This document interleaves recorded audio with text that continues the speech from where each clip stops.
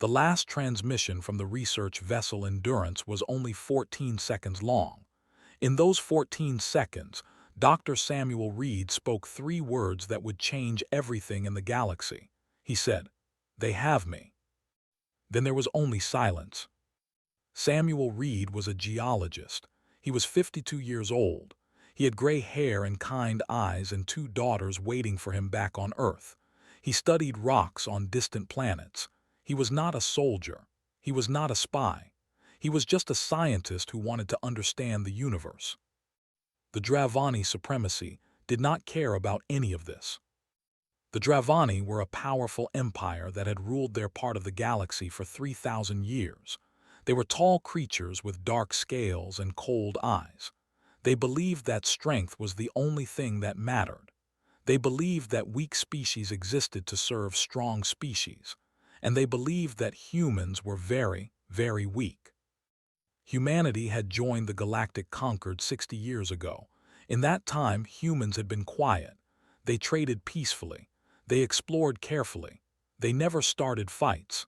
The other species in the galaxy thought humans were soft and harmless. The Dravani thought humans were barely worth noticing. So when Supreme Commander Vorath wanted human biological samples for his weapons research, he simply ordered his ships to take a human. Any human. It did not matter which one. Humans were insignificant. No one would care. His ships found the Endurance in neutral space. They disabled it in seconds. They boarded it and killed the crew, all except Samuel Reed. They needed him alive. Samuel woke up in a cold metal cell on a Dravani warship. His head hurt.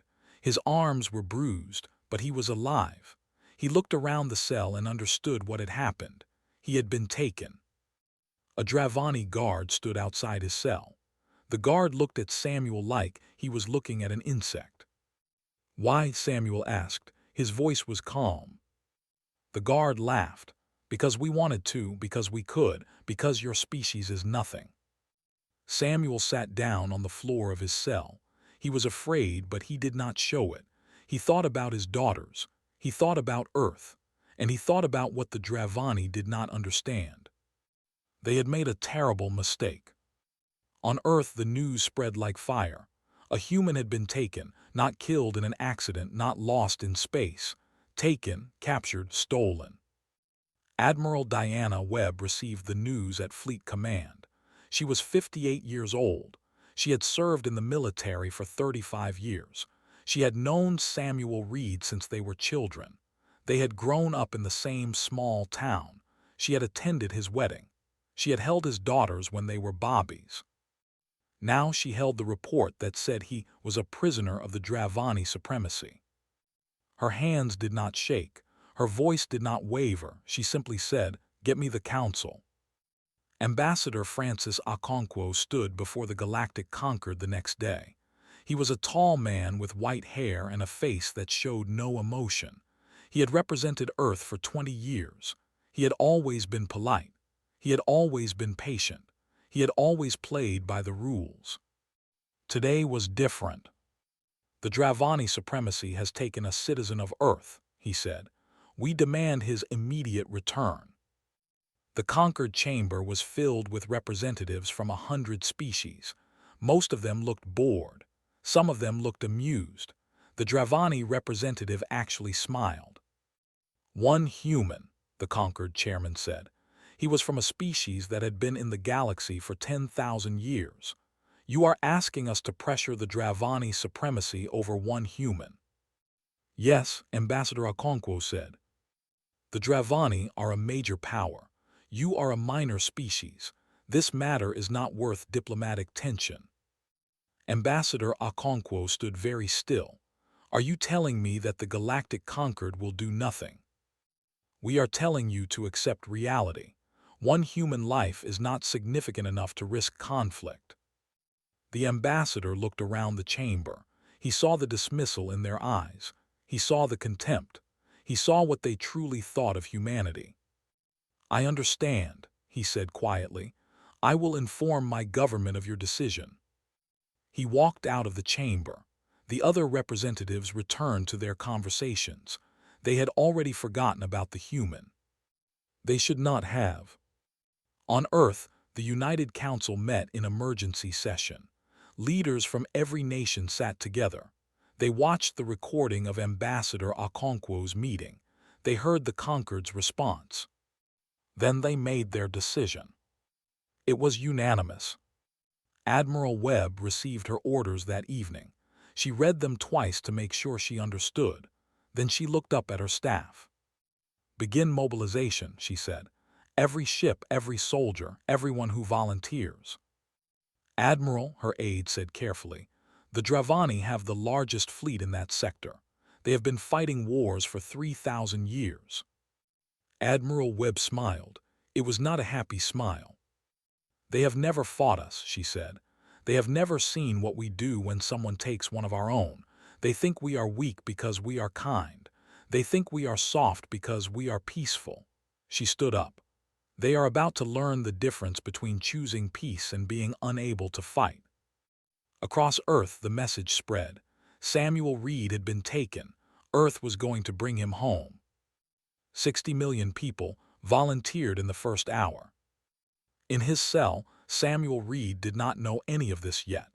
But when a guard came to mock him again, Samuel looked at the alien with something like pity. "You should have left us alone," Samuel said. "You really should have." The guard laughed. He would not be laughing for long. Ambassador Francis Okonkwo returned to the Galactic Concorde 3 days later. This time, he did not come to ask for help. He came to deliver a message. The chamber fell quiet when he walked in. Something was different about him. He moved with a purpose that made the older species nervous. His eyes held a fire that had not been there before. "I am here to inform the Concorde of Earth's official position," he said. His voice filled the chamber. "The Dravani supremacy will return Dr. Samuel Reed within 72 hours. They will return him unharmed. They will issue a formal apology to Earth and to his family." Silence, then laughter. The Dravani representative stood up. His name was High Commander Vekris.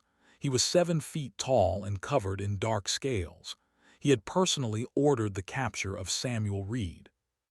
"Or what?" Vekris asked. He was smiling. "What will your little species do if we refuse?" Ambassador Okonkwo looked directly at him. "There is no or what. There is only what will happen.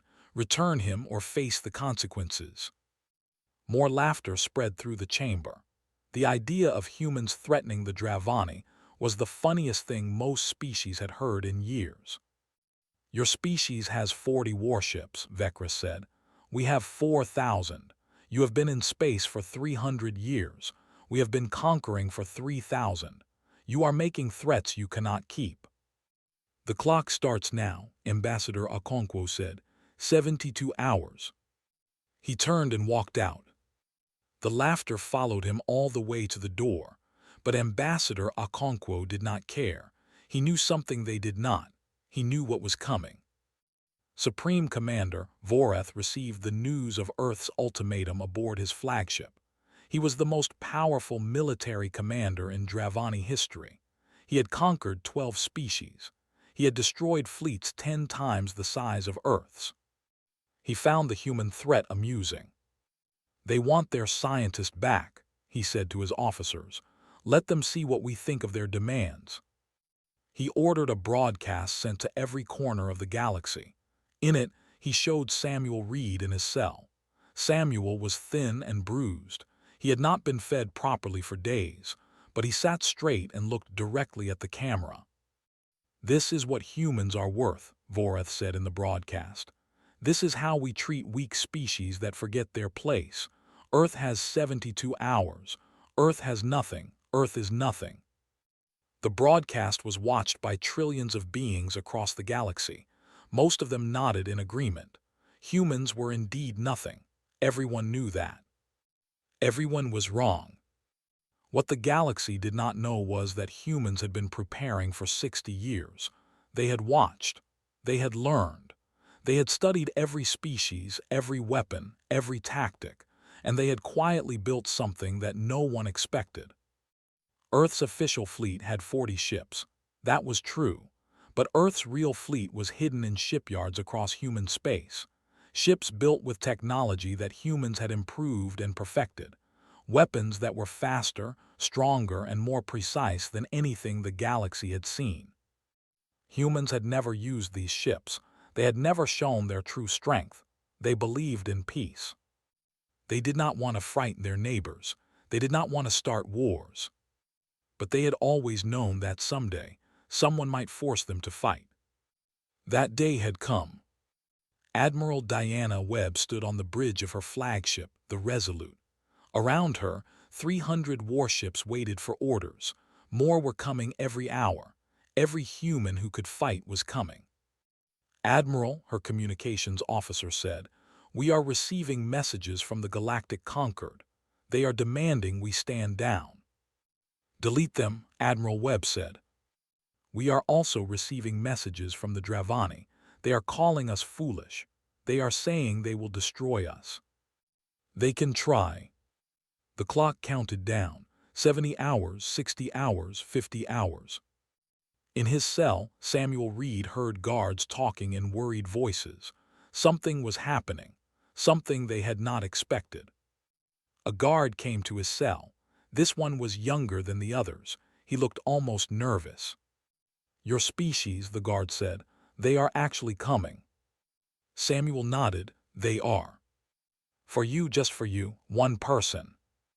Samuel smiled. It was a tired smile, but there was warmth in it. "That is what you do not understand about humans.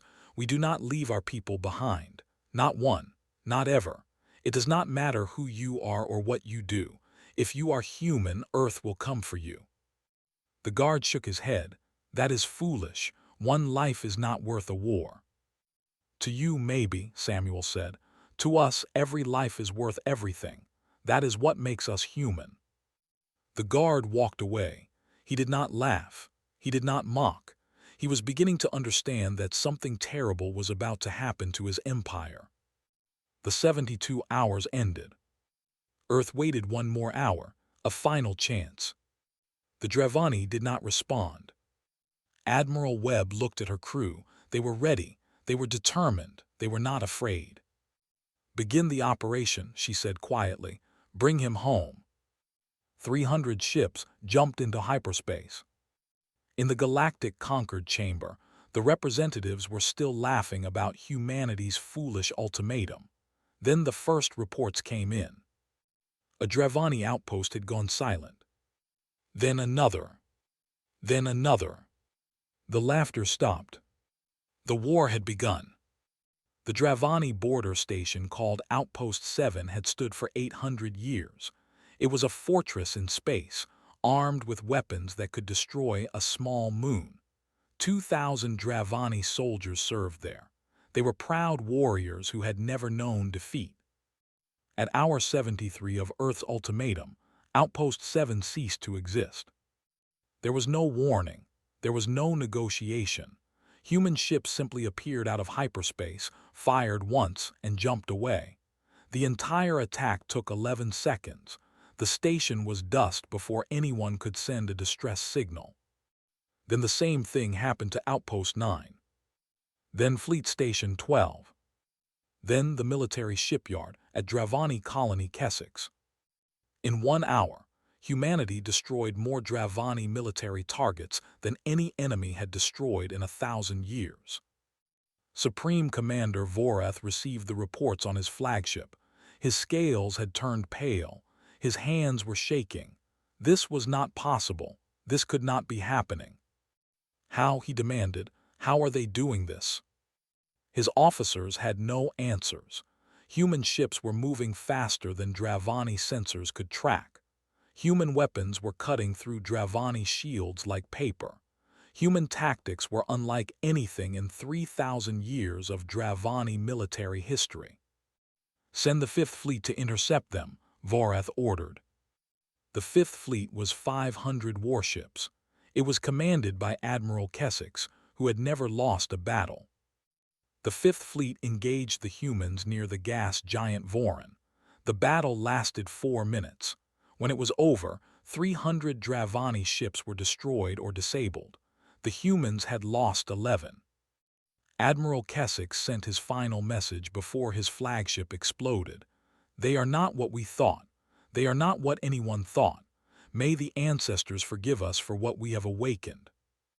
The galaxy watched in disbelief. Species that had dismissed humans as primitives now saw something that terrified them. The humans were not fighting like a young species. They were fighting like ancient predators who had been pretending to sleep. And they were angry. Admiral Diana Webb led the fleet personally. She sat in her command chair on the Resolute as her ships carved a path through Dravani space. After every victory, she sent the same message. Return Samuel Reed. This ends when you return him. The Dravani did not respond, so the humans kept coming. What shocked the galaxy most was not the human military power. It was how the humans used it. They destroyed military targets without mercy, but they did not touch civilian populations. They did not bomb cities. They did not kill innocents. When a Dravani colony surrendered, human ships provided food and medical supplies. When Dravani escape pods were found drifting in space, human ships rescued the survivors. When wounded Dravani soldiers were captured, human doctors treated their injuries. The conquered representative from the Melori species sent a confused message to Earth. We do not understand. You are winning. Why do you show mercy to your enemies? Ambassador Okonkwo's response became famous. Because we are not fighting the Dravani people. We are fighting the criminals who took our citizen. We do not punish children for the sins of their leaders. We are humans. This is who we are. Species across the galaxy read those words. Many of them had never imagined war could be fought this way. You could be strong without being cruel. You could be powerful without being evil. Humans were teaching the galaxy something new. In his cell, Samuel Reed heard the guards talking. They were frightened now. They spoke in whispers about battles lost and fleets destroyed. They spoke about the humans who were coming closer every day. A senior guard came to Samuel's cell. He was older than the others. His scales were gray with age. He had fought in wars for 50 years. Your people, the guard said, they are really doing all of this for you. Samuel looked up. Yes. Why, you are one man. You are not rich. You are not powerful. You are not important. Samuel smiled. I am human, that is enough. The guard was quiet for a moment. Then he asked the question that was burning in his mind. What will they do when they reach us? What will they do to those of us who held you here? Samuel considered the question carefully. If you treated me fairly, probably nothing. Humans believe in justice, not revenge. But if you help torture me or hurt me, you will face a trial, fair evidence, fair judgment. That is the human way. The guard laughed bitterly. That is not war. War is about destroying your enemies. No, Samuel said softly. War is about protecting what you love. Everything else is just violence. The guard walked away. He did not understand humans. He was not sure anyone could. On the Resolute, Admiral Webb reviewed the latest reports. Her fleet had advanced 3 sectors in 1 week. The Dravani were throwing everything they had at her, and it was not enough. Her aide approached. Admiral, the Galactic Concord is demanding you stop the advance. They say this conflict is destabilizing the entire region.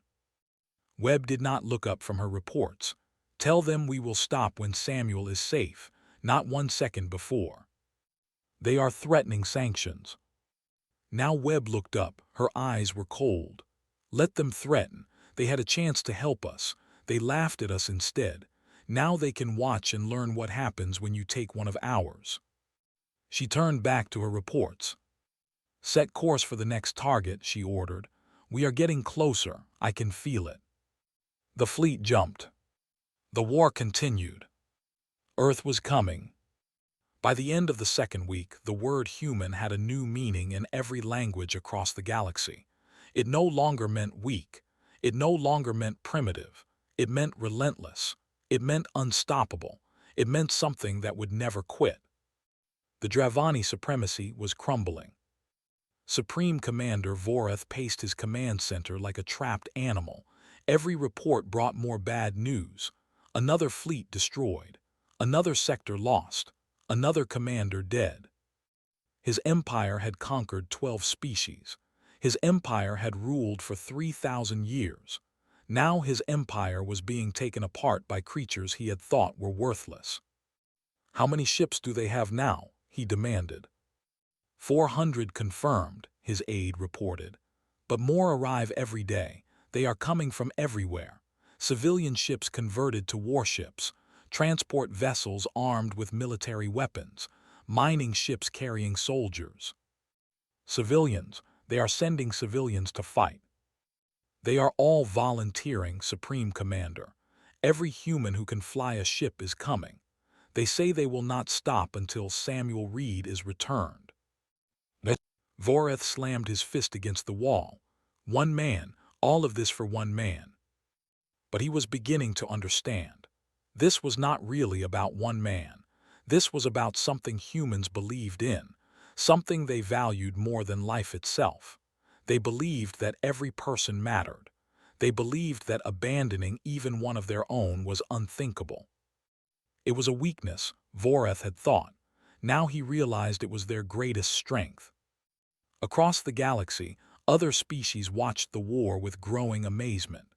The Velori, who had been conquered by the Dravani 500 years ago, sent secret messages to Earth. They offered to help. They had been waiting for someone to challenge their oppressors. The Menari, a peaceful trading species, opened their borders to human ships. They provided fuel and supplies and asked for nothing in return. The Kresiks, ancient scholars who had recorded galactic history for 10,000 years, began writing a new chapter. They called it the Human Awakening. Admiral Webb accepted help from these species, but she made one thing clear. We are not here to conquer. We are not here to build an empire. We are here to bring one man home. When Samuel Reed is safe, we will leave. The Velori ambassador was confused. But you could take everything. You could rule the Dravani territory. You could become the most powerful species in the galaxy. Webb shook her head. We do not want power, we want our people safe. That is all we have ever wanted. This was something the galaxy had never seen. A species that could conquer but chose not to. A species that fought wars not for territory or wealth, but for love. On Dravani Prime, the capital world of the supremacy, panic was spreading. Civilians watched the news reports in horror. The humans were getting closer. Every day, they were getting closer. Voreth called a meeting of his highest advisors. He had one question. Should we kill the prisoner? If we execute him, perhaps the humans will give up, or at least stop fighting. His advisors looked at each other. No one wanted to answer. Finally, the oldest advisor spoke. He was 300 years old. He had served 5 supreme commanders. If we kill him, the old advisor said slowly, we will have taken from them the only thing they want. Right now, they fight for rescue. If he dies, they will fight for revenge. He paused. I have studied humans for 50 years. They are more dangerous when they are grieving than when they are hopping. Do not kill the prisoner. You will doom us all. Voreth wanted to argue, but he could not. He knew the old advisor was right. The Galactic Concord finally tried to intervene. They sent a delegation to meet with Ambassador Okonkwo. The delegation included representatives from the oldest and most powerful species in the galaxy. Earth must stop this war, the lead representative said.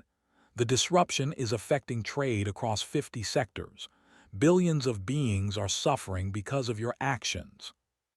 Okonkwo listened politely, then he spoke. For 60 years, humans have been members of this Concord. For 60 years, we have followed your rules. We have been peaceful, we have been respectful, we have been patient. His voice grew harder. Then the Dravani took one of our people. We asked for help.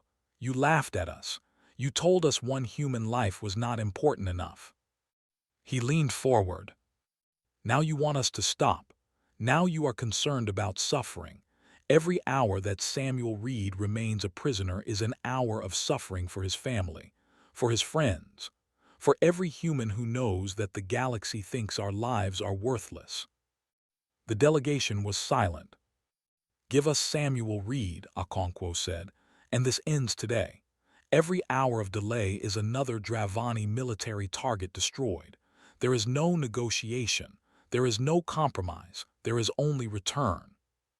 He stood up and walked out. The delegation returned to the Concord with no agreement. That night, Admiral Webb's fleet entered the Dravani home system. 200 warships, 60 million soldiers, all of them ready to fight and die for one man. Webb opened a channel to Dravani Prime. Her message was broadcast across the entire planet. "This is Admiral Diana Webb of Earth. You have someone who belongs to us. You have one more chance. Return Samuel Reed now, and no one else needs to die. Refuse, and we will come and get him ourselves." She waited for a response. Voreth stared at his screen. Outside his window, he could see human ships like stars in the sky. So many ships, so many humans. All for one man. He finally understood what he had done. He had not captured a scientist. He had awakened something that the galaxy had never seen. And now it was too late to stop it. The Battle of Dravani Prime began at dawn. Human ships moved like shadows through the defense grid. Dravani weapons fired desperately, but they could not hit targets that moved too fast to track. One by one, the orbital platforms went dark. One by one, the defense stations fell silent. Supreme Commander Voreth watched from his bunker as his world's defenses crumbled. He had 400 ships protecting his home planet. In 3 hours, he had 80. "We surrender," he ordered. His voice was hollow. "Tell them we surrender. Tell them they can have the prisoner." But Admiral Webb was done waiting for messages. The strike team launched from the Resolute at noon. 50 shuttles carrying 3,000 soldiers. Their target was the detention facility where Samuel Reed was being held. Their mission was simple: bring him home. Admiral Webb led the assault personally. She had known Samuel since childhood. She had promised his daughters she would bring their father back. She would not break that promise. The shuttles landed around the detention facility. Dravani guards fired at them, but it was hopeless. Human soldiers moved through the corridors like water through cracks. Every door opened. Every barrier fell. Every guard who surrendered was taken alive. Every guard who fought was disabled, not killed. The Dravani could not understand it. They were losing, but the humans were not slaughtering them. There was no massacre. There was no revenge. There was only the steady, unstoppable advance toward one cell in the center of the facility. Webb reached the cell block first. Her soldiers had secured the corridor. Only one door remained. She opened it herself. Samuel Reed sat on the floor of his cell. He was thin. He was bruised. He had not been treated well. But when he looked up and saw Diana Webb standing in the doorway, he smiled. "Took you long enough," he said. Webb felt tears in her eyes, but she did not let them fall. "You know me. I like to make an entrance." She helped him to his feet. He was weak, but he could walk. They moved through the facility together, surrounded by soldiers who would have died for either of them. As they walked, they passed a wounded Dravani guard lying in the corridor. He had been shot during the assault. He was bleeding badly. Samuel stopped. "We need to keep moving," Webb said. "The shuttles are waiting." But Samuel knelt beside the wounded guard. He looked at the injury. It was serious but not fatal if treated quickly. "Get a medic," Samuel said. The soldiers around him exchanged confused looks. This was the enemy.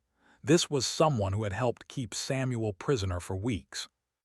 "Sir," a young soldier said, "he is Dravani." "He is wounded," Samuel said simply. "That is all that matters." A human medic came and began treating the guard's injury. The guard looked up at Samuel with confusion in his eyes. "Why?" the guard asked. I kept you in that cell. I followed orders that hurt you. Why would you help me? Samuel looked at him with something like compassion. Because you are a person. You followed orders because that is what soldiers do. That does not mean you deserve to die. He paused. This is what humans believe. Every life has value, even yours. The guard had no response. He had never encountered anything like this in his entire life. They reached the shuttles. Samuel was loaded onto the lead ship with Admiral Webb beside him. As they lifted off, he looked down at the planet below. Dravani Prime was conquered. The supremacy was broken, and it had all happened because they had taken one man. Diana, Samuel said quietly, how many people did we lose? In the entire war, about 12,000. Samuel closed his eyes. 12,000 humans had died to save him. 12,000 families were grieving tonight because of him. Webb saw the pain on his face. She understood. Do not do that to yourself, she said firmly. Those people volunteered. They knew the risks. They came because they believed in something. They believed that no human should be left behind, ever. But 12,000. Samuel, Webb took his hand. If it had been any one of them in that cell, you would have come too. Would you not? Samuel thought about it. He thought about the 12,000 who had died. He thought about the 60 million who had come to fight. He thought about what it meant to be human. Yes, he said finally, I would have. Then honor them by living well. That is all any of us can do. The shuttle docked with the Resolute. Samuel stepped onto the ship and found himself facing thousands of soldiers lining the corridors. They saluted him as he walked past. Many of them had tears in their eyes. He was one man, but to them, he was the reason they had fought. He was proof that humanity kept its promises. He was proof that no human was ever truly alone. Supreme Commander Vorath was captured that same day. He expected to be tortured. He expected to be executed. He expected the humans to treat him the way the Dravani had treated prisoners for 3,000 years. Instead, he was given a cell with a bed and clean water, and 3 meals a day. You will face trial, Admiral Webb told him. Fair trial, fair evidence, fair judgment, that is the human way. Vorath looked at her in disbelief. I ordered the capture of your friend. I started this war. Why do you not simply kill me? Webb shook her head. Because we are not like you, we never were, and now the whole galaxy knows it. She walked away. Vorath sat in his cell and tried to understand what had happened. He had taken one human, just one, and now everything he had built was gone. All because humans loved each other too much to let anyone be forgotten. 1 year after Samuel Reed came home, the galaxy had changed forever. The Dravani supremacy collapsed within 3 months of the war's end, not because humans destroyed it, but because its own people lost faith in it. How could they follow leaders who had been so wrong? How could they respect a government that had almost destroyed them by underestimating one species? New governments rose from the ashes, democratic governments, fair governments. Many of them looked to humanity as an example. Earth did not keep any Dravani territory.